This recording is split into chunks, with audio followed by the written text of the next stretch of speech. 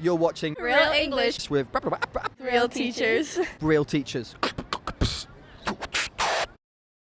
So today's debate, Harry, it's an important one. As always, we get the profound stuff, and it is: are birds singing or are they actually screaming because they're afraid of heights? Wow. Yeah, this is an important topic. I'm surprised we haven't tackled this one already, actually. I know. Yeah. I've always thought that. Are they just screaming? So how do I decide which side am I? I feel very strongly about this one, obviously. Oh, good. I'm glad you do, because we're going to argue until one of us gives up. We're going to take a moment to tell you about today's sponsor, and it is an exceptionally interesting one for language learners like yourself. So stay alert to this announcement. So the sponsor is Lingoda, and they are an online language tutoring platform giving one-to-one classes and small group classes as well.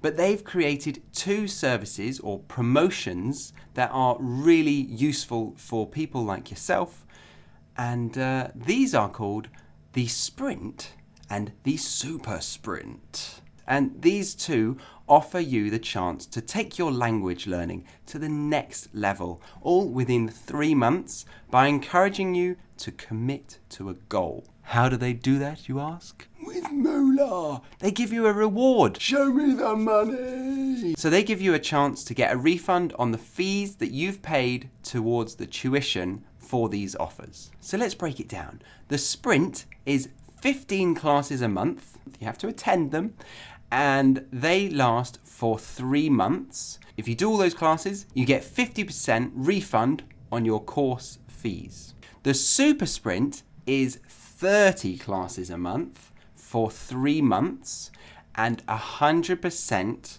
of the tuition fees refunded.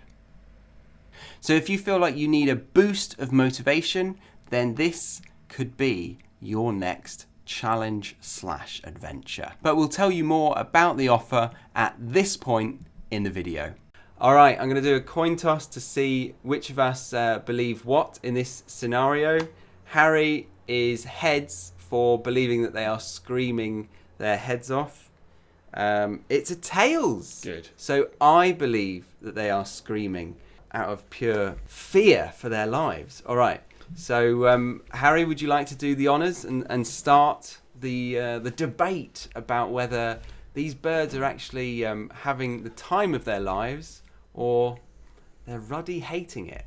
Okay. I strongly support the notion that these birds are not screaming for their lives. I think that's absolutely ridiculous. They have lots of different types of singing, lots of different tweeting that they like to do, and each different type of tweet has a purpose. So in the morning they like to sing, to say hello to people. It's basically saying good morning, and let's annoy the neighbours in this area, get them up nice and early. And that's not screaming. It sounds very pleasant to the ear.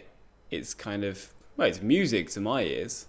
I really like it personally, and if it sounded like screaming, I would feel like I would know it. You know when someone's in distress, whether it's a cat, a bird, a human. You just know. You have that instinctive feeling. So I'm pretty convinced that these birds are not screaming for their lives. I see your point. It makes sense, yeah. But I'll ask you this: are they tweeting? Are they chirping when they're flying? Yes or no? I guess they are. I don't know. And they're not singing, are they? Yeah, they're not chirping. What are they doing? What do they do when they fly? I would guess that they're silent. I've never heard a bird tweet mid-flight. Have you? All right. So which would prove that they are not scared then? Because that would be Exactly. the scariest bit, wouldn't it? Exactly. No. Well, that's what I was going to say. They are very confident flyers. So as soon as they get their wings out, they're really, really happy. And that's their happy place. But as soon as they stop flapping, they're petrified. and they're looking down. It's like when you go for a bungee jump or when you skydive, the actual moment is exhilarating. You love it. But before and maybe after, you're shitting it. Yeah, I don't really. That doesn't really make sense to me. If they're bricking it, why would they be shitting it? They're fully aware that they're able to use their wings to fly. They're good at it, and they're confident flyers. Why would they suddenly be really scared, and why would they doubt themselves so much that they're just in the tree, literally just shitting themselves? I guess, is that your theory as to why they poo on so many cars? Because they're just sitting there in fear, shitting. Is that what you're going to say? That's exactly it. That's exactly it. Yeah, but they've also got very bad memory. So as soon as they touch down on a branch, they've forgotten about the fact that they can fly, and they've got amnesia almost, and they're like, how the hell am I up here? What? How the hell am I going to get down? Have you just made that up, that birds have really bad memory? No, they've got a memory of a bird. You know, it's just a normal saying. Yeah, they're much of a much, aren't they? Birds and fish. They really are. So I think that's what a load of tut. I don't know. I completely disagree with you. I think that's absolutely ridiculous. I'm dumbfounded by your argument there, Charlie. I think the reason... I mean, firstly, they're not really scared of anything, birds. Apart from if you run at them, you know, with an insane look on your face and you charge at the pigeons in Pigeon Square in Bedford. If you do that, they all disperse. They all fly away from you in a rage. They're really, you know, they're petrified, really. But they don't have that part of the brain which kind of gives them fear. They don't experience fear like we do. How do you know that? Again, I would say that they are warning us through the only way possible. You know, their little tweets. Just because it doesn't sound like a squeal to us, we don't know. A cricket, that sound, it's quite strange to us, but we don't know what it means necessarily. It could be that they're having, you know, horny feelings. They're ready for a mate, or it could mean that they've just got an itchy leg. So we don't know how to interpret these sounds, and these birds, I think, an itchy leg. Yeah, it's when you say it like that. Now I'm thinking. Possibly they're all flying around with an itchy leg and they're petrified of heights. Yeah, very plausible argument, I think, Charlie. I don't know. You've got it all wrong. No, the crickets was a separate example, and so the crickets have itchy legs. The crickets have itchy legs. The birds just have shitty feelings about heights. Shitty feelings. Don't have such shitty feelings, birds. You're not really gonna fall. You've got really good wings. Yeah. I'm finding it really hard to be swayed here. The process of evolution and all of that, you would think that birds, if they were scared of flying, they probably would have lost their wings by now. And they wouldn't have wings because they wouldn't survive. If they were in fear all the time and anxious about their imminent death, then they wouldn't have survived so long and developed and evolved over the years. I don't believe it. I think this is absolute bollocks. Well, there you go. Chickens, they've done very well in the last century or two, and that is because they stay on the ground. And the ones that go up high, what do? They're the cockerels that go mental in the morning. Are they scared because they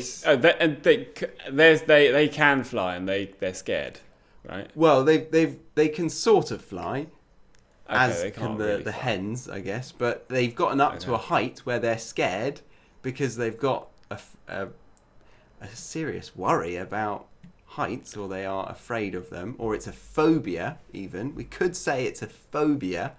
And that cockerel, he's not making those sounds out of courage. It's the opposite. Why do cockerels go up high? What do they do up there? Well, They tend to just go up to the top of the hen, don't they? On the shed. Okay, and they're up there screaming because they're scared to try and get down.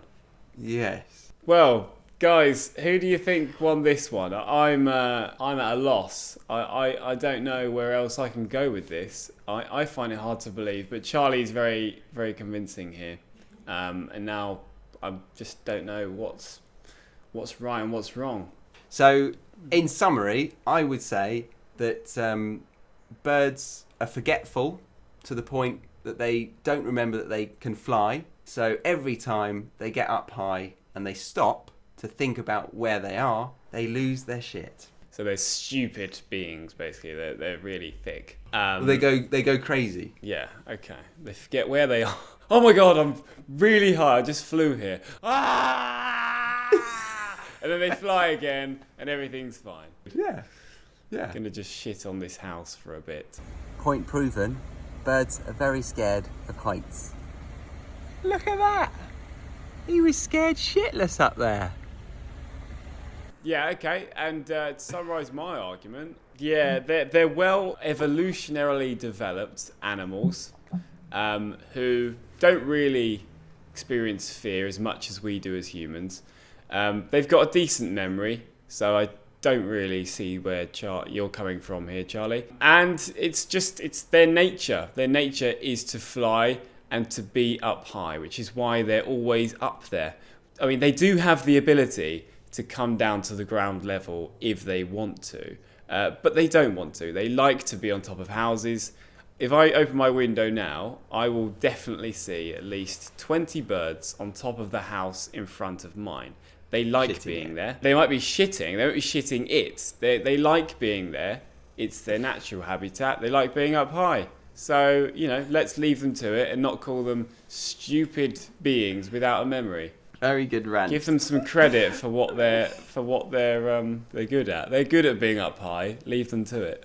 Well, there was one point that I want you to example, the memory. You say that they've got a good memory. How do we know that? Science. Got any examples? And it. Any anecdotes? Not really. I've never met a bird and then they've shaken hands with it or shaken its claw and then they come up to me later and say, hey. So I've never actually tested the memory of a bird, but I'm sure we could do some kind of experiment.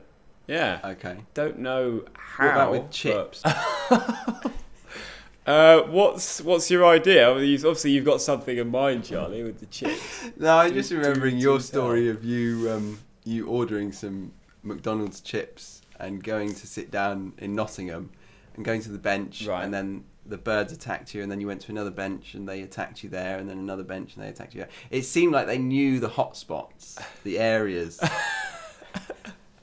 Yeah, well, actually, that's true. Good point. They fluctuate to the areas where they like hanging out. I think birds are quite territorial, so they like, if they find a tree they like, they'll remember that tree and they'll go back there. Because, well, also, of course they have a memory. They have nests where they lay their eggs and they have babies. And imagine the chaos if they didn't remember where the nest was. Just no. Ridiculous. Yeah, that was a good point. I did give it to you a little bit. I think that is a good point about memory. So I think we'll leave it there. I wanted to remind you of the phrases that came up. There were a lot. Did you appreciate that? There was a lot of language in today's video. And because there was so much content for you, I created an online flashcard pack for you to download and revise on your phone or even on your computer. And it's through the website or app called Quizlet. And again, the link is in the description box below. Make sure that you utilize that to help revise these phrases. But it doesn't stop there, unfortunately. With language acquisition, you want to practice speaking it, which is where the Lingoda Sprint and Super Sprint come into play. I've had at least 20 lessons, I'd say, with them, and I love it. I feel really comfortable with the group dynamic, particularly because you get to experience the content of the class before it goes ahead. You can revise as much as you want and be ready to meet strangers and, speak the language in front of them. And another bonus is that Lingoda offer real certifications for the levels that you achieve within their platform. And what's more is these classes are available 24/7 and they are going between January and April. So a perfect New Year's resolution. Sign up before the 19th of December to secure your place. The sign up is €49, but with our description box link, or this one that you can see here, it will give you €10 off of that price. Like everything in life, make sure that you read the full details before you agree to something, but it's a pretty amazing offer. And it astounds me that language learning is so accessible in our day and age. So I really recommend that you take full advantage of it and, take your language learning to the next level. So here's to a new you in the new year. Tell us who you thought was the most confident, and we could say assertive, the most able to persuade the audience of their point. Obviously me. Also, let us know in the comments what were your favourite phrases that you learned today. Maybe give us some of those lovely examples. I'd like to see some examples. Oh, very nice. Okay. All right. Well, that's all for now. We'll see you in another video. Bye for now. And don't forget to follow us on Instagram to get more day-to-day posts and stories helping you learn English in more dynamic and interactive ways.